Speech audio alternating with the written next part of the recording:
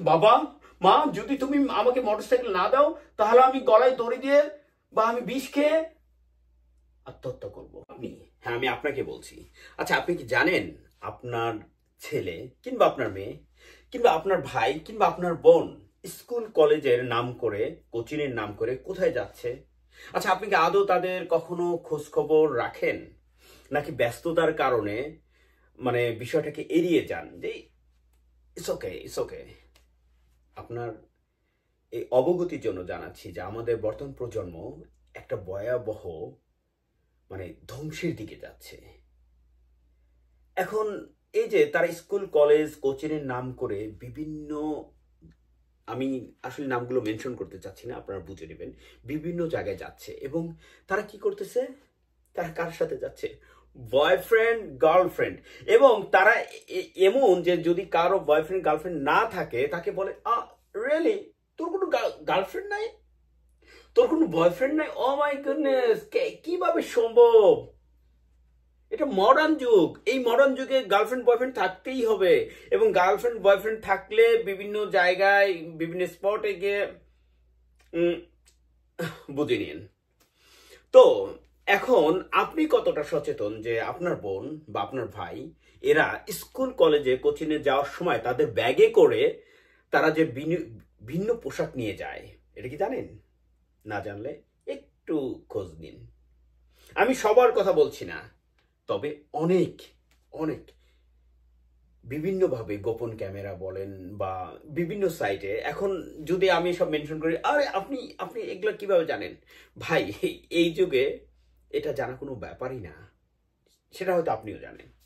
তো যদি আপনি আপনার সন্তানের ভবিষ্যৎটা সুন্দর রাখতে চান, প্লিজ তাদের প্রতি একটু খেয়াল রাখুন। তার কোন দিকে যাচ্ছে, কোথায় যাচ্ছে, কার সাথে মিশতেছে, এই জিনিসটার প্রতি আপনাদের খুবই মনোযোগ দিতে হবে। দ্বিতীয়ত, এই যে স্মার্টফোন, যে আমরা এখন বর্তমানে আমাদের সন্তানদেরকে, আমাদের ভাই বোনদেরকে মানে ওরা চাইলেই বা না চাইলেও আমরা কিন্তু ওদের হাতে স্মার্টফোন তুলে দিচ্ছি, রাইট? কিন্তু এই স্মার্টফোন দিয়ে তারা কি করে? কেবল ওখানে কি লেখাপড়া করে? আমি আমি অনেকগুলো ভিডিও দেখছি, ওখানে আধুনিক আধুনিক বাবা মায়েরা বলতেছে আমার সন্তান তো স্মার্টফোন দিয়ে লেখাপড়া করে, ও হয়তো এই ইয়েতে কোচিং করতেছে, মানে আই মিন স্মার্টফোনে ওরা ভিডিওতে পড়াশোনা করতেছে। আসলে কি তাই? ওটা কতক্ষণ? 5 মিনিট, 10 মিনিট, 1 ঘন্টা? বাকি সময় এই যে যে আমাদের বর্তমানে আমাদের প্রজন্মগুলো সারা রাত, অলমোস্ট সারা রাত তারা জেগে থাকে।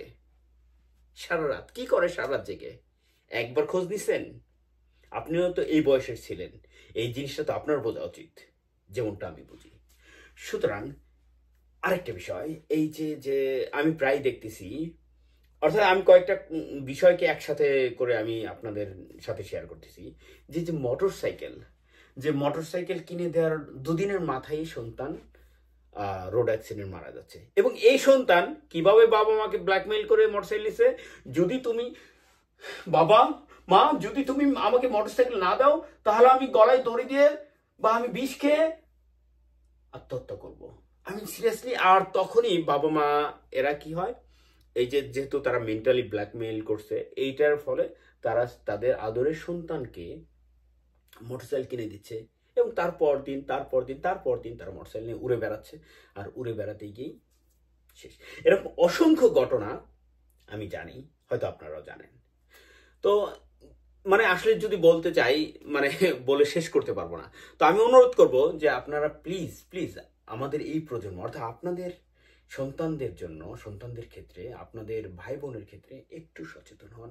তারা কোথায় যাচ্ছে, কার সাথে মিশতেছে, কি করতেছে, তারা কি নিয়মিত ঠিকমতো স্কুল কলেজ কোচিংয়ে যাচ্ছে কিনা, একটু খেয়াল রাখুন তাদের প্রতি। আমরা চাই আমাদের প্রজন্ম খারাপ পথ থেকে, আই মিন খারাপ পথে না যাক এবং ভালো পথে থাকুক, ভালো কিছু জানুক, ভালো কিছু শিখুক এবং তাদের জীবনটাকে তারা গৌরবান্বিত করুক। সবার জন্য অনেক অনেক শুভকামনা। Niloy, new York, USA। আসসালামু আলাইকুম।